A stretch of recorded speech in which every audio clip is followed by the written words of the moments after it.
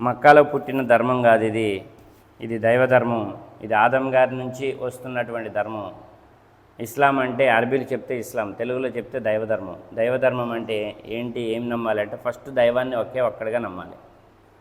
ఆయనతో సహవర్తులు, ఆయనతో సరిసమానమైన వాళ్ళు ఈ భూమి ఆకాశాలు ఎవ్వరు లేరు. ఈ భూమి ఆకాశాలను సృష్టించింది ఆయన, కాలచక్రాన్ని నడిపించేది ఆయన, సూర్యచంద్రుల్ని నడిపించేది ఆయన, మనుషుల జీవిత చక్రాన్ని నడిపించేది కూడా ఆయన, పుట్టించేది ఆయనే, మరణాన్ని ఇచ్చేది ఆయనే. మనందరి మరణం ఆయన చేతిలోనే ఉంది, మనందరి పుట్టుక ఆయన చేతిలోనే ఉంది. దైవాన్ని ఒకే ఒక్కడిగా నమ్మాలి. ఆది మానవుడి నుంచి అంత మానవుడు, చివరి భూమి అంతమైపోయేటప్పుడు పుట్టించే మానవులను కూడా దైవమే పుట్టిస్తాడు. వాళ్ళకి మరణం ఇచ్చేది కూడా ఆయనే. ఇది ఒప్పుకోవాలి. ఇది దైవధర్మం అంటే. ఇక రెండోది, ఇలా 1,24,000 మంది పైగా ప్రవక్తలు వచ్చారు. మొట్టమొదటి ప్రవక్త ఆదం గారు, మొట్టమొదటి మానవుడు, ప్రవక్త మానవుడు కూడా ఆయన, మానవుడితో పాటు ప్రవక్త కూడా. అలాగా చివరి ప్రవక్త ముహమ్మద్ సల్లం గారు. 1,24,000 మంది పైగా ప్రవక్తలు వచ్చారు. వీళ్ళందరూ కూడా దేవుడు ఒక్కడే అన్నారు. ఆ ఒకే ఒక్క దైవాన్ని ఆరాధించారు. ఇస్లాం అంటే ప్రవక్తలందరినీ నమ్మాలి, ఆదం గారితో సహా అందరినీ నమ్మాలి. ఓన్లీ ముహమ్మద్ గారిని నమ్ముతా అంటే నువ్వు దైవధర్మంలో లేనట్టే, అంటే ఇస్లాంలో లేనట్టే. ఓన్లీ ఖురాన్ నమ్ముతా అంటే నువ్వు ఆ దైవధర్మంలో లేనట్టే. గ్రంథాలన్నీ నమ్మాలి, అర్థమవుతుందా? గ్రంథాలన్నీ నమ్మాలి. ఇక దైవదూతలు ఉన్నారు మన భుజాల మీద, కుడివైపు ఎడమవైపు దైవదూతలు ఉన్నారు. మనం పాపాలు చేసినా పుణ్యాలు చేసినా వాళ్ళు రాస్తూ ఉంటారు. మనం నిద్రపోగానే మన జాతకం మొత్తం, మన పాపకర్మలు మొత్తం, పుణ్యకర్మలు మొత్తం దైవ సమక్షానికి ఇచ్చేసి మళ్ళీ వెంటనే వస్తారు. ఇక మరణం అంటే దేవుడి దగ్గరికి వెళ్ళటం, దేవుడి ముందు సమాధానం చెప్పుకోవటం, నువ్వు చేసిన పాపాలకి పుణ్యాలకి దేవుడి దగ్గర సమాధానం చెప్పుకోవటం అనేటటువంటిది నమ్మాలి. ఇదే దైవధర్మాన్ని నమ్మటం అంటే. పరలోకం ఉంది, మంచి చేసిన వాళ్ళకి అన్ని గ్రంథాలు చెప్తున్నాయి. ఇది మంచి చేసిన వాళ్ళకి దేవుడు అక్కడ ఒప్పుకొని మంచి చేసిన వాళ్ళకి స్వర్గం ఉంది. దైవదూతలు వచ్చి స్వర్గానికి తీసుకెళ్తారు. ఎవరైతే మా ఇష్టం, నువ్వేందా చెప్పేది, నువ్వు చెప్పినా మేమేనో, మా తాత ముత్తాతల కాడ నుంచి వస్తున్నటువంటి దాన్నే మేము నమ్ముతాము, ఇలాగే చేస్తామంటే మీ తాత ముత్తాతలకి సందేశం అందకపోవచ్చు, లేదా వాళ్ళు మీలాగే సందేశం అందితే కూడా వినకుండా వాళ్ళ తాత ముత్తాతల ధర్మంలోనే ఉండి దారి తప్పిపోయి, దైవధర్మం నుంచి దారి తప్పిపోయి ఉండొచ్చు. మరి అప్పుడు ఆ పాప భారం, ఆ దారి తప్పిపోయినటువంటి దాని ఫలితం ఎవరు అనుభవించాలి? అందుకే దైవం ఏమంటున్నాడు అన్ని గ్రంథాల్లో, ఒంటరిగా పుట్టిస్తున్నాను, రేపు ఒంటరిగా మరణం ఇస్తాను, రేపు ఒంటరిగా నా దగ్గర లెక్క చెప్పుకోవాలి.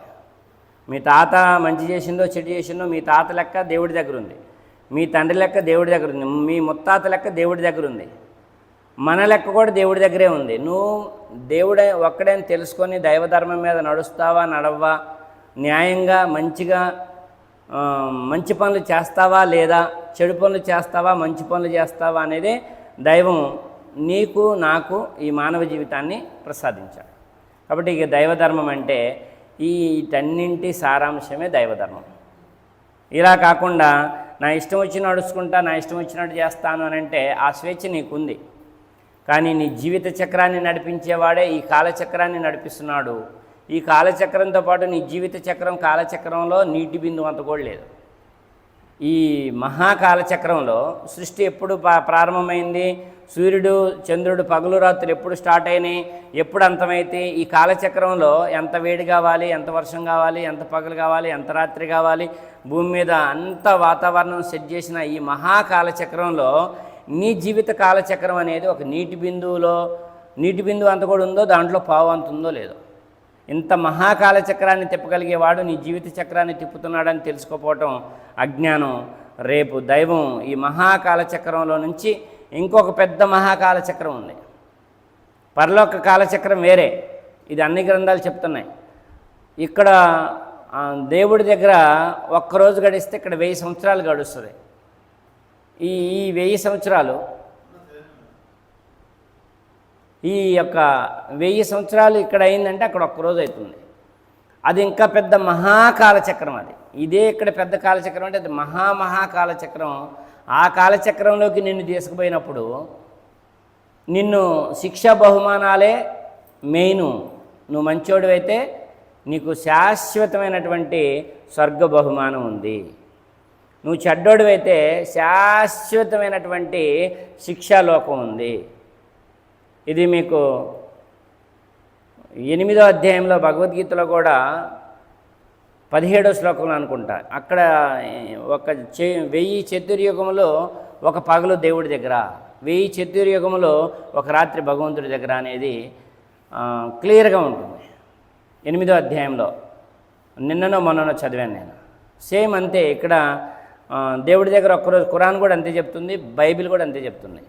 కాబట్టి గ్రంథాలన్నీ మాత్రం ఒకే మాట మీద ఉన్నాయి, ఒకటే తెలియజేస్తున్నాయి. భగవంతుడు ఒక్కడే. వచ్చిన వాళ్ళు ప్రవక్తలు, ఋషీశ్వరులు, వాళ్ళని గౌరవించాలి, అనుసరించాలి, దేవుడిని ఒక్కడిగా ఆరాధించాలి. మన అందరం దేవుడి సమక్షంలో ఉన్న ఒక్క క్షణం కూడా ఆయన మన వదిలిపెట్టలేదు. ఆయన వదిలిపెట్టిండు మన ఇష్టం వచ్చినట్టు చేసుకోవచ్చు అని అనేది అజ్ఞానం. వారు ఎక్కడి నుంచి కూడా ఏమీ ఆధారం తీసుకొచ్చి చెప్పలేరు. మనం అందరం దేవుడి సమక్షంలో ఉన్నాం. సీసీ కెమెరాల నిఘాలో ఒక షాపింగ్ కాంప్లెక్స్లో ఎలాగైతే ఉంటామో, దైవదూతల సమక్షంలో దేవుడు మనల్ని చూస్తున్నాడు. ఆ ఒక్క క్షణం కూడా ఆయన మనని వదిలిపెట్టి లేడనేది మనం నమ్మాలి. ఇదే దైవధర్మం. అలాంటి దైవధర్మాన్ని తెలుసుకొని, దైవధర్మాన్ని, గ్రంథాలన్నీ నమ్మి, యుగపురుషుల మార్గదర్శకత్వంలో ఆచరించి మానవ జీవిత పరమార్థాన్ని పొందేటటువంటి అనుగ్రహాన్ని, భూలోకంలో సుఖశాంతులు, మనశ్శాంతి, పిల్లలకు కూడా దైవధర్మాన్ని తెలియజేసి దైవధర్మం మీద నడిచేటటువంటి అనుగ్రహాన్ని ప్రసాదించమని భగవంతుని కోరుకుంటూ, మంచి చదువులు చదవాలి, మంచి ఉద్యోగాలు సంపాదించాలి, మంచి ఉద్యోగాల్లో స్థిరపడాలి, మంచి వ్యాపారాల్లో స్థిరపడాలి. కానీ ఈ ఆశ్చర్యకరమైన విషయం ఏంటంటే, భయపడాల్సిన విషయం ఏంటంటే, ఈ కాలంలో ఎంత చదువుకుంటున్నారో అంత దోపిడీలు, అంత దొంగతనాలు, అంత అన్యాయాలు, అంత దుర్మార్గాలు చేస్తున్నారు. ఎంత చదువుకుంటే అంత డేంజర్ పనులు చేస్తున్నారు. సైబర్ నేరాలని ఇంకా చాలా ఉన్నాయి, చాలా ఉన్నాయి. అది కాదు, మన చదువు 2 రకాలుగా ఉంటుంది. ఒకటి ప్రాపంచిక చదువు, డబ్బు కోసమే చదివేది ఒక చదువు, సంపాదన కోసం, జీవితం కోసం చదివేది ఒక చదువు. ఆధ్యాత్మికం, ఈ లోక పరమార్థాన్ని, మానవ జీవిత పరమార్థాన్ని తెలుసుకునేటటువంటి చదువు ఇంకోటి ఉంది. అది ఈ లోకానికి అందించడంలో ఈ పండితులందరూ వెనకబడ్డారు. మానవ జీవిత పరమార్థాన్ని, ఈ లోక పరమార్థాన్ని తెలుసుకునే చదువు ఓన్లీ గ్రంథాల్లోనే ఉంది. భగవద్గీత, బైబిల్, ఖురాన్ గ్రంథాల్లో మాత్రమే ఉంది. యుగపురుషుల మార్గదర్శకత్వంలో మాత్రమే ఉంది. అది నీ మైండ్లో ఒక భాగంగా, రహస్యంగా దాపెట్టబడి ఉంది. దాన్ని నువ్వు బయటికి తీసుకోవాలి. అతి రహస్యమైన ఈ ఉపదేశాన్ని అంటాడు భగవద్గీతలో కానీ, బైబిల్లో కానీ, ఖురాన్లో కానీ. ఈ రహస్యమైనటువంటి ఈ ఉపదేశాన్ని ఇతరులకు ఎవరైతే అందజేస్తారో వారు నాకు అత్యంత ఇష్టలు అని చెప్పి దైవం చెప్తున్నాడు. కాబట్టి మనమే తెలుసుకోవటం కాదు, ఇతరులకు కూడా తెలియజేయాలి భగవంతుడి యొక్క గొప్పతనాన్ని, మానవ జీవిత పరమార్థాన్ని. ఇదే దైవధర్మం. అందులోనే దేవుడి అనుగ్రహం ఉంది. అందులోనే భూలోకంలో సుఖశాంతులు, మనశ్శాంతి. ఎదుటివాడి కష్టాన్ని ₹1 నువ్వు కొల్లగొడితే, ఒక 10 రూపాయలు కొల్లగొడితే, ఒక 100 రూపాయలు కొల్లగొడితే, నీకు దాని పనిష్మెంట్ ఖచ్చితంగా కర్మరూపంలో దేవుడు ఇస్తాడు. కర్మరూపంలో ఇస్తాడు. నీకు చుట్టుకుంటుంది, ఎప్పటికైనా చుట్టుకుంటుంది అది. కాబట్టి ఎదుటివాడి కష్టాన్ని మనం కొల్లగొట్టకూడదు, ఎదుటివాడికి నష్టం చేయకూడదు. లాభం చేయకపోయినా పర్వాలేదు, ఎదుటి వాళ్ళకి నష్టం చేయకూడదు అనేటటువంటి ఆలోచన నీలో ఎప్పుడైతే మొదలైద్దో అప్పుడే దైవం నీ మీద అనుగ్రహం చూపించాడని నువ్వు తెలుసుకోవాలి. అప్పటిదాకా నీలో ఎదుటోడి సామాధుల మీద నేను పునాదులు కొట్టుకోవాలనేటటువంటి ఆలోచన నీలో ఉన్నంతవరకు నీతోని శనిగాడు, సాతానే ఉన్నాడు.